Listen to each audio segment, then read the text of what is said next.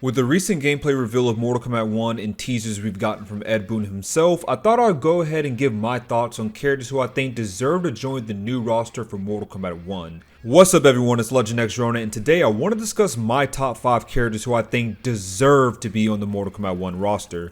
With us getting a brand new timeline of reimagined characters, though we still don't know the exact extent that they mean by reimagine, I think now would be a perfect time for them to bring in some characters who we haven't seen in a while, especially 3D era characters. Ed has essentially already promised we'll see more 3D era characters and has already teased that characters from the MK4 roster will be making a return.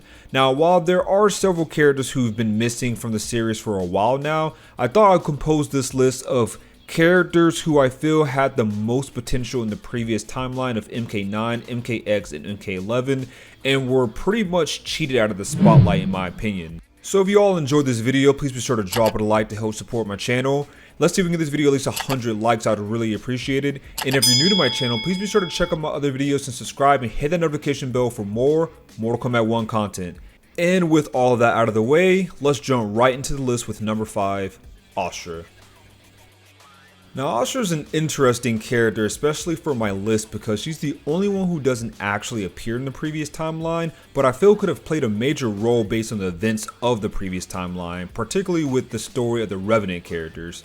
Now, a quick rundown about Austra. She's a demon of the Netherrealm who takes on the appearance of a woman in white who finds peace once she comes upon a holy sword called Chris. Now, the sword has the power to cleanse the wielder, which sets Austra off on a path to slay demons in the Netherrealm in order to cleanse her soul and be free of the Netherrealm. In addition to all that, she's the only Netherrealm character that we didn't even get to see in the previous timeline if you include the comics.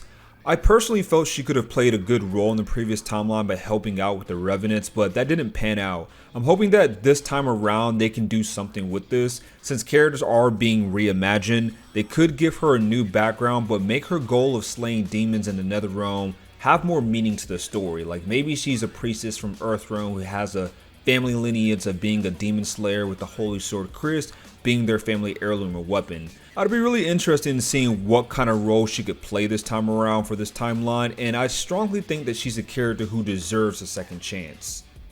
Up next at number 4 we have Li Mei. So just like the rest of the characters on this list, Li Mei is a character that appeared in the previous timeline though was never put into any of those games.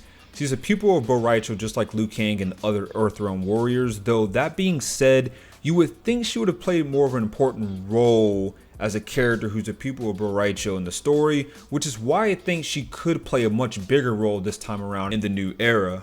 With characters being reimagined, she could possibly not be a pupil of Bo' Rai Cho, though I believe that route would be so much more better explored. Though if she were to fight for Outworld, I'm not sure how much of her character would be changed. She did have an ending in Mortal Kombat Deception where she betrayed everyone and joined Onaga as his queen. Maybe this time around, if they wanted to go the evil route, she could possibly just be an acolyte of his if he returns in this new era. Curious to see what kind of story they could do with her, but nonetheless, I think she deserves to return in this new era. Moving on to number 3, we have Serena. Serena has always been an interesting character to me because for a character like her who has a good bit of lore to themselves, she was completely excluded from the main story of the last timeline aside from a couple cameos in every single game. We got to see her in the background of the Pit 2 stage in Mortal Kombat 9, as an NPC in the Mortal Kombat X story, and in Kambal's ending in Mortal Kombat 11. Prior to that, her only real big role was in the spin-off game Mortal Kombat Mythology Sub-Zero, where she was essentially a love interest for the original Sub-Zero, Bi-Han. Personally, with her appearing so much in the previous timeline, I think it's time that they finally do something with her in the new era of Mortal Kombat. I think they can take her original story and spin it a bit to give her more purpose. In the original timeline, she's a demon of the Netherrealm working for Quan Chi and betrays him to help Bi-Han and eventually escapes the Netherrealm. In later events, she becomes an ally to Kuai Liang, the second Sub-Zero, and an ally to the Lin Kuei. With Bi-Han being the main Sub-Zero for this game, I think her potential to be in the story is better than it ever could have been because they could honestly reiterate on that story. I think a good change for her would be if she's still a demon in another realm, but either she forgets her past or is trying to escape it but ends up as a member of the Lin Kuei either way. Since Bi-Han is reprising his role as a more villainous Sub-Zero, she could be an asset of trying to help him stray on a better path. Whether or not he ends up as Noob Saibot this time around is still unknown, but I think that Serena could play a role in supporting him as a character. I'm sure if he does end up as Noob Saibot, she could be an asset of helping him find his way again. I think this type of story would fit well for Serena this time around and could make her a bit more relevant to the story by being a part of the Lin Kuei clan, which is often prominent to the story, and by having these ties to Bi-Han, who's already been shown to be a main character of the story as one of Liu Kang's champions. Moving on to number 2 on my list, we have Reiko.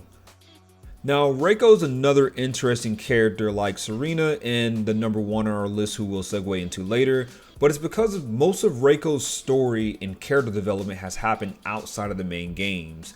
While Reiko's original Mortal Kombat 4 story revolved around him being a member of the Brotherhood of Shadows due to his story being taken from Noob Saibot last second, his story was later changed to have him as a general of Shao Kahn's army who wanted to take the throne for himself. That was all the bit of story that we got from him in the original timeline and of any game that he's been in. However, we did get a lot more character development for him in the Mortal Kombat X comics, which if any of you remember those were those comics that weren't fully canon, but kind of canon. But there was a lot of tie-ins to the Mortal Kombat X story, which played a role in why the events played out the way that they did in that game. Reiko was one of the characters who played a big role in that story. During the Mortal Kombat X comics, Reiko worked as a general to Mileena, who was trying to retake the Outworld throne after Shao Kahn was killed. It was later revealed that him and Scarlet was betraying Mileena in order for him to not only take over the throne, but to awaken a new power through the Blood Code ritual. As he defeated and captured the characters who were opposing him, he later revealed his goal was to become a blood god after it was prophesied to him by Havoc. He later completes the ritual only for him to be deceived by Havoc, who was using him in order to summon the Amulet of Shinnok. I think that due to the story only being told in the comics, this would actually be a good story for them to play off of for Reiko in the new era, but change some of the things up a bit. Maybe this time around Reiko is a blood cult leader in Outworld along with characters like Scarlet and Natara, or they could just be acolytes of Havoc in the Chaos Realm to present more characters for that realm. Which, if that does play out, that does lead me into the next and final character that I want to talk about. Number 1 on my list, Havoc.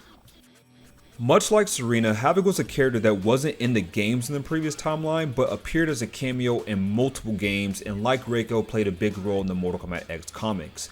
Essentially, he was the main villain of the Mortal Kombat X comics and was the reason everything that led up to the events of the Mortal Kombat X game. After playing such a huge role in the comics and having several cameos in the previous timeline, you would think that Havoc deserves to be added into the game for this new era. Being an agent of chaos, Havoc will align himself with anyone in order to create discourse in the world. I think maybe this time around Havoc could team up with Shang Tsung in order to disrupt the peace that Liu Kang has created for this new era. I feel that this would make the most sense for this character in the current setup for the game, and it would give us a bit more insight on the Chaos Realm, which is a world that isn't really explored much in the Mortal Kombat universe. Maybe Shang Tsung and Havoc are the ones to invoke a Mortal Kombat tournament in order to combat Liu Kang and his champions. This would definitely be a fresh take on the usual Earthrealm versus Outworld story that we've gotten for so long, and it'll be interesting to see how something like that would play out. I'm hoping for a really good shakeup this time around with the story that they plan on doing for Mortal Kombat 1 and its timeline, and I think having Havoc play much more of a role could definitely give us that shakeup that I'm looking for. But these are my thoughts on the characters who I think deserve to be added into the new Mortal Kombat 1 game. We still don't know yet on the degree of reimagining that they'll do with some of these characters, but I definitely think that it could be to the degree that where some of these 3D era characters could feel like completely new characters, which is why I think a lot of them deserve to be in the game and why pretty much my list ended up being essentially all 3D era characters. There must be a reason why these characters had cameos in the previous timeline, so I'm hoping that they will all get their time to shine this time around. Regardless, I'm curious to see what the roster outcome will be and what the reimagined characters will be like. I might create a video actually talking more about the possibilities of some of these characters being reimagined for this new timeline. But what do you guys think about these characters being put into the new Mortal Kombat 1 game? Would you like to see these characters added in, or would you like to see other characters join the new roster? Please be sure to let me know all your thoughts down in the comments below.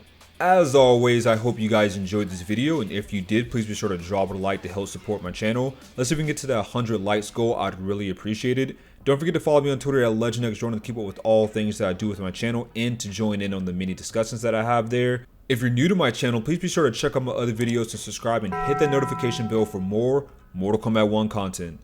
This is LegendXRonin, stay humble, and I'll see you all in the next video. Ew. Is that Sub-Zero?